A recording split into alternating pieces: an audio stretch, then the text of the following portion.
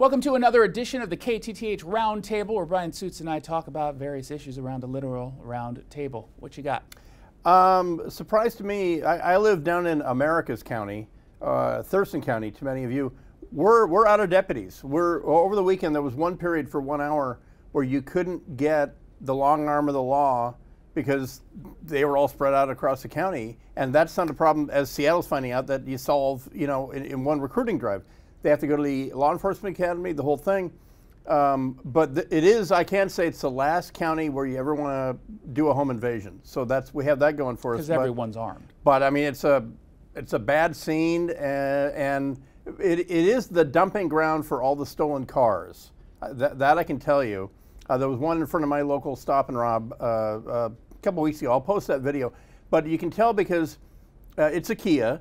And it's lime green, and the gas door has been forced open because you normally need the actual key in to do it. So they'll pry open the gas door to fill it up, because sometimes people that own cars don't park it with the tank full, and you inconvenience the teenagers that stole it. Also, the guy that attacked two 60-year-olds with a hammer on Metro, that insane vagrant is loose.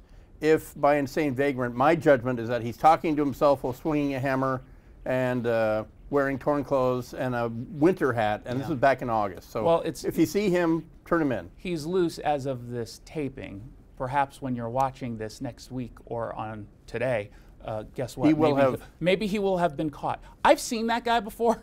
I've 100% seen him before because I use light rail from time to time, but I use Metro.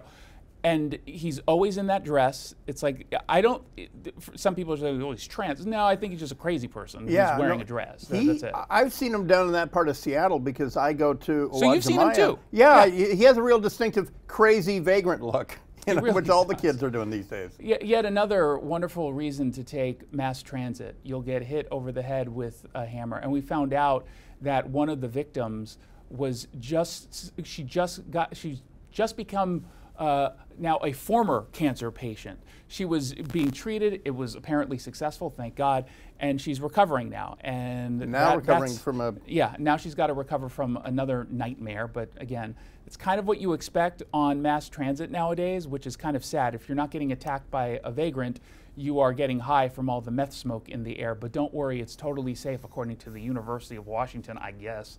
I never take mass transit, Metro.